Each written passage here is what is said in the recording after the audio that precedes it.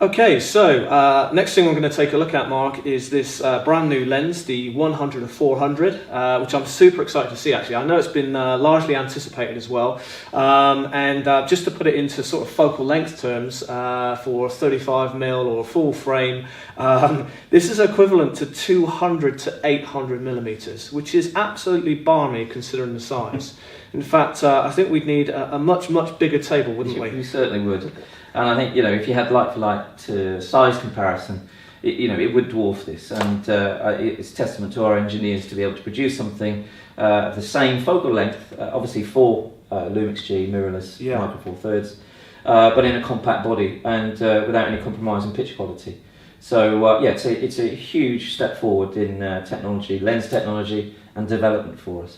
Now it's actually a Leica lens as well, which is again really important to note. Most people understand the quality of Leica, but just to reiterate that, I mean, it is an amazing optic, isn't it? It is, in a compact body, there's a lot of glass in there. So, and from a weight perspective, I don't know, does it? It's incredibly lightweight actually, but the build of it is not compromised at all. As you say, it's a metal construction, and for Leica to put their name to anything, it's got to be decent, hasn't it? Which obviously means it's fast. It's f4, pretty good to 6.3. Yep. Leica, and so the quality is very good, very sharp.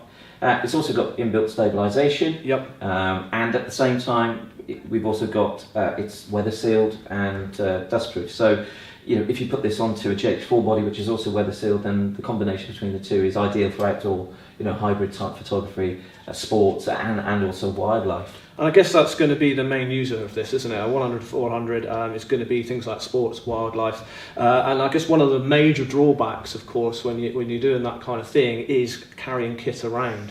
This is just so fantastic. You don't need a suitcase for that. No, that's right. So some of the other things I just wanted to point out as well. So it's got a built-in hood, which is great, and that is retractable.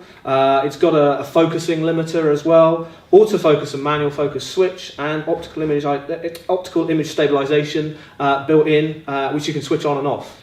So if you use it with the GX8, for example, with inbuilt stabilisation in the body, then you have dual IS. So you've got both body and lens working together. 4 in the body, 2 in the lens. So it's not 6-axis, but they work together based on algorithms. So, when you're at the far end, focusing on, say, the kingfisher that's unpredictably moving, you're going to get some really good performance. So you're getting the best of both worlds, basically. Absolutely. Yeah, okay. You mentioned the AF and the manual focus. Again, using the fast speed of the autofocus of a micro four four-thirds system, you're going to be rest assured this is going to perform very well.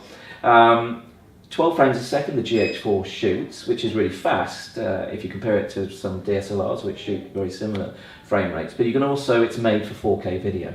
So using 4K frame rates such as 30 frames a second, if you're shooting over a 10-second period, that's 300 frames to choose from. And I can lift a frame in the camera and save that as an individual 8.3 million pixel JPEG in the body, which is, fantastic for a lens of this quality. Absolutely. Okay. Well, I'm really impressed, and I can't wait to give it a try. Mark, thanks very much for talking us through it. Thank you.